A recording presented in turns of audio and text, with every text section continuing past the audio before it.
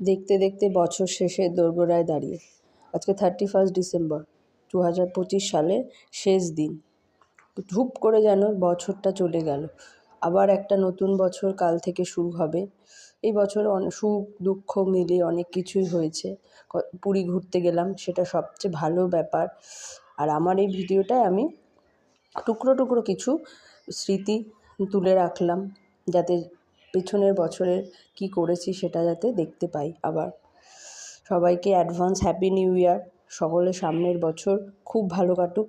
আর আজকের রাতটা সবাই পার্টি, পিকনিক, পরিবারের সবার সাথে জমিয়ে আড্ডা করে কাটান।